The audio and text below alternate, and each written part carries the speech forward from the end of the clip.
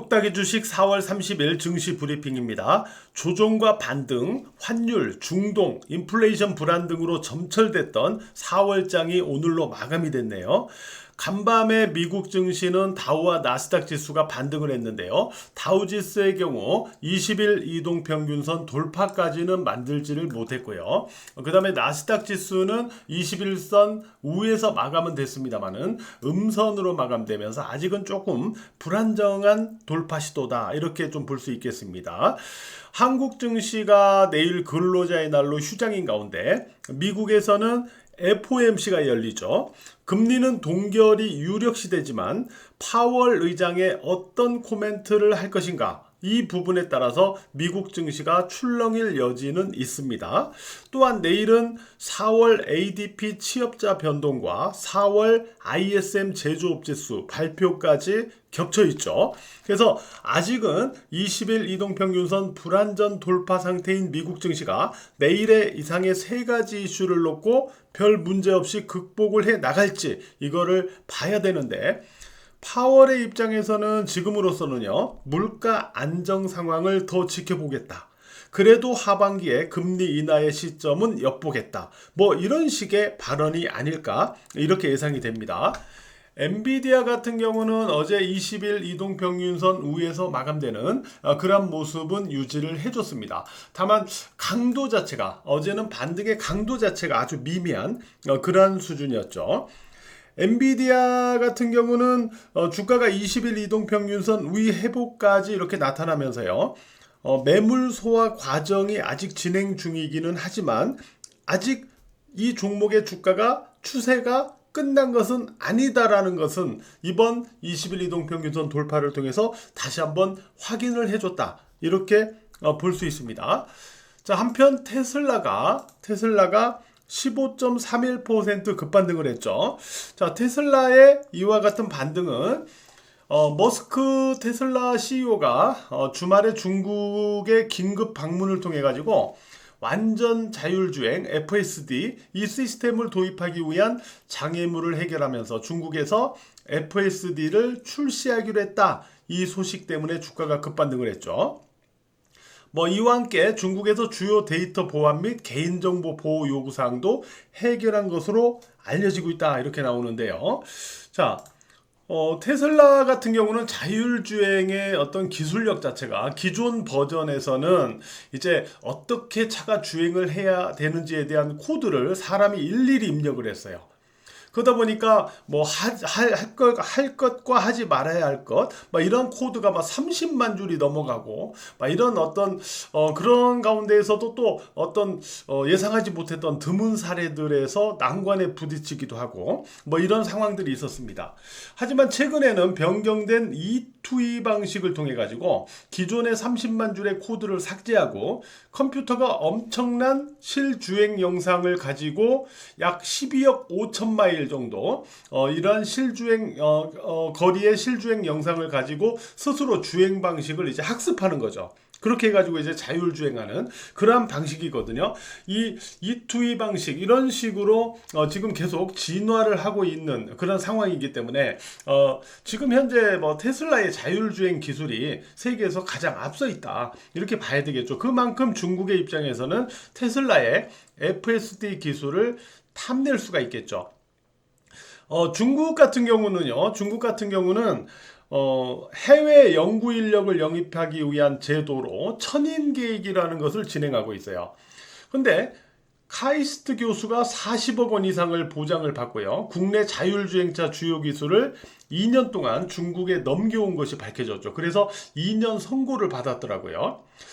자율주행차 기술 탈취에 이와 같이 혈안이 돼 있는 중국 입장에서는 테슬라의 FSD 기술을 얻고 대신에 판매 부진과 미중 갈등으로 중국 시장에서 부진에 허덕이고 있는 테슬라에게 판로를 열어주면서 서로 윈윈하는 이런 전략이 아닐까 하는 그런 상황을 예상해 보고 있습니다.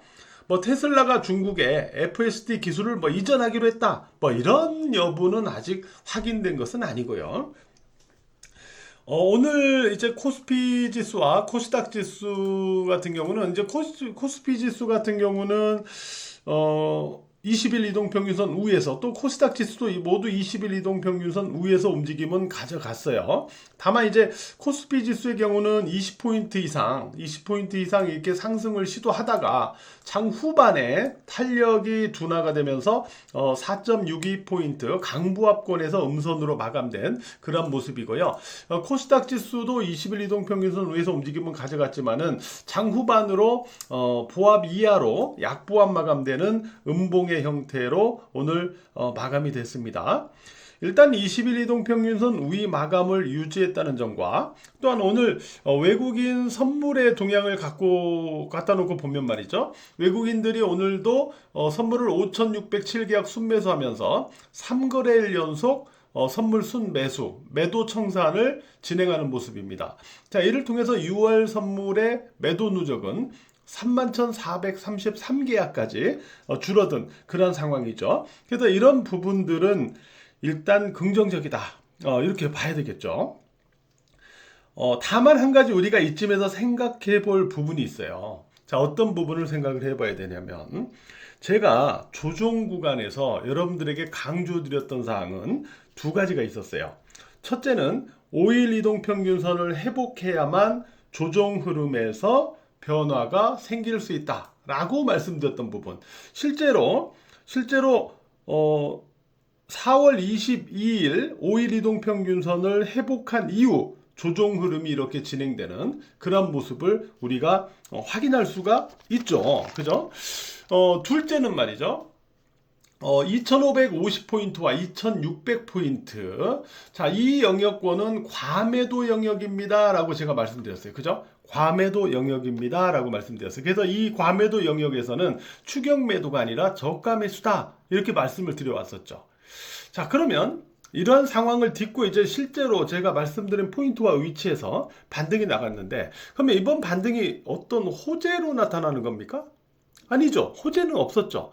중동, 환율 등 불안 악재가 일단 진정되고, 특히 관악폭, 이 관악폭에 따른 반등이 나타나는 구간이죠.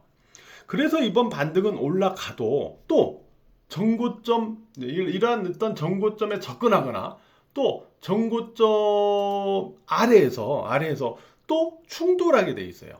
다시 저항이 되게 돼 있다는 거예요. 그러면 여러분들이 똑딱이가 20일 이동평균선 넘어가면 단순 기술적 반등 이상의 의미가 있다고 했는데, 이게 맞죠?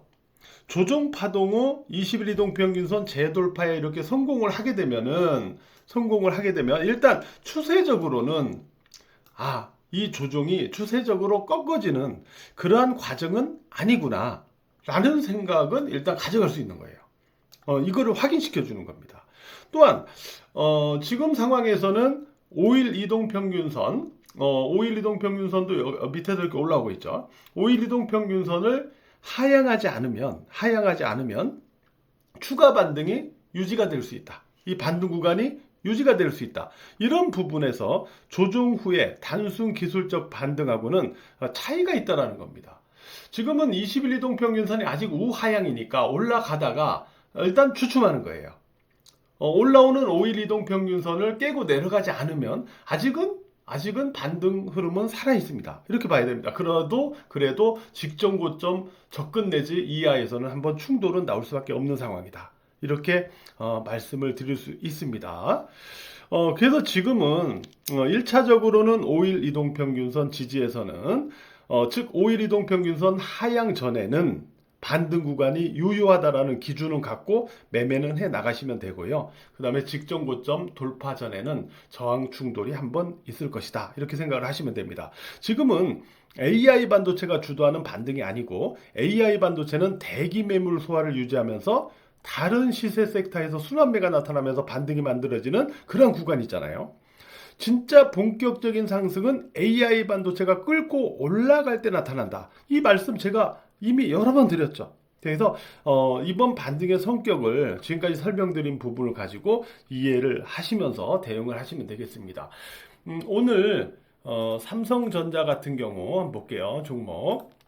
삼성전자는 이 기준선을 놓고 볼 때 제가 두 번째 올라서는 양봉이 필요하다라고 어제 말씀드렸는데, 오늘 기준선 위로 두 번째 양봉을 시도했죠. 다만 아직까지 이 기준선의 저점상으로 올라서는 그런 양봉은 아니었기 때문에 후속 흐름에서 이 기준선을 저점 지지로 올라서는지까지는 확인을 해야 되겠죠. 이 조건이 만족되면 주가는 20일 이동평균선 쪽으로 움직일 가능성이 있다. 이렇게 보시면 되겠습니다. 자, 삼성 같은 경우를 한번 볼게요. 삼성 같은 경우는 오늘 기업 설명회 겸 1분기 실적 발표 컨퍼런스 콜이 있었는데요. 여기에서 올해 HBM 출하량을 전년 대비 3배 이상 늘리겠다. 그리고 내년에는 다시 2배 이상 추가로 확장하겠다. 이렇게 계획을 밝혔습니다. 또한 서비스 D램, 서버용 D램도 2분기에 지난해 2분기 대비 50% 이상 성장을 예상을 했습니다. 그래서 이렇게 그림으로 좀 이렇게 예상되는 부분들을 그림으로 이렇게 확인해 볼 수 있겠고요. 그 다음에 오늘 그 SK 하이닉스는 압수수색이라는 뜬금없는 이러한 소식에 약세 마감을 했어요. 근데 그 내용을 갖다 놓고 보면은 파두가 이제 얼마 전에 신규 상장을 한 종목인데 뻥튀기 상장 의혹을 갖고 있다. 그래서 이 조사를 하고 있는 거예요. 그래서 이미 상장 주관사였던 NH투자증권, 한국투자증권, 한국거래소 등을 압수수색해서 자료를 확보를 한 다음에 지금 이 파두의 주요 거래선인 SK 하이닉스도 압수수색을 해가지고 과연 이 파두와 SK 하이닉스의 이 자료가 일치하는지 이거를 지금 확인하려고 SK 하이닉스를 압수수색했다. 이렇게 알려지고 있는 건데요. 근데 상장 전에 미리 매출을 미리 끌어다 쓰면서 매출을 부풀리고 이를 기준으로 공모가를 정해갖고 주가를 뻥튀기 시키고 그렇게 해서 상장을 시킨 다음에 미리 상장을 시킨 이후에는 미리 땡겨 쓴 매출 때문에 이후 실적이 절벽을 만드는 이런 신규 상장주 저는 그동안 본 것만 해도 수십 종목이거든요. 근데 뭐 새삼스럽지도 않다는 거죠. 정말 대주주와 공모 주간 증권사가 짜고 치는 고스톱이라는 거죠. 이런 부분들. 이거 진즉에 제가 이런 거 이거 척결해야 된다. 이거 옛날부터 생각하고 말했는데 아직도 이제 이런 거 갖고 이제 수사를 하고 있다는 거예요. 그럼 아직도 이런 걸 몰랐느냐. 그죠? 이거 정말 근절을 해야 됩니다. 예. 바이오에서는 ST팜이죠. 자, 제가 4월 초중반부터 말씀드려온 ST팜이 오늘 11.36%까지 급반등하는 그러한 모습을 보여줬습니다. 그리고 셀트리온이 어제 이제 진펜트라 등재 호재로 상승했다라고 했는데 오늘 또 추가로 상승했어요. 올해 실적 컨센서스 상해 전망으로 추가 상승하는 그런 모습을 또 오늘 보여줬습니다. 그러면서 어제 말씀드렸던 18만 5천원과 18만 8천원 여기를 모두 넘겨서 일단 마감을 했는데 18만 5천원과 18만 8천원을 지지로 전환해 나가면 이제 긍정적이니까 그 후속 흐름에서 지지로 전환해 나가는지 그 부분을 확인하시기 바라고요. 삼성 SDI는 어제 2차 전지에서 이 종목을 봐라 라고 말씀드렸는데 오늘 올라간 모습을 확인할 수가 있습니다. 그리고 반도체에서는 최근에 이제 테스가 급상승했었고 그 다음에 유진테크 같은 종목이 급상승했다가 이제는 좀 조정 매물을 소화하고 있는데 이 바톤을 이어받아 가지고 최근에는 TSE가 이렇게 급반등하는 그러한 형태의 상승 흐름을 보여주고 있는데 이건 주도 수급이 존재하는 패턴입니다. 그래서 5일 이동평균선 지지에서는 유효한 흐름이다. 이렇게 보시면 될 것 같고요. 그 다음에 선익 시스템도 어제 음봉을 딛고 오늘 다시 고점을 높이는 양봉을 만듦으로써 아직 흐름이 계속 살아있다라고 말해주고 있죠. 역시 5일 이동평균선 위에서는 흐름이 살아있다. 이렇게 보시면 되겠습니다. 자, 오늘 자율주행에서는 LG노텍, MC넥스, 모트렉스 이런 종목들이 상승했는데요. 일부 종목들은 이렇게 모트렉스처럼 초반에 강세 후에 그 다음에 매물로 밀리면서 탄력 둔화 음봉 마감되는 이런 종목들도 여럿 있었습니다. 자, 오늘 하루도 매매하시느라고 고생 많으셨고요. 보다 나은 5월장을 기대를 해보도록 하겠습니다. 감사합니다.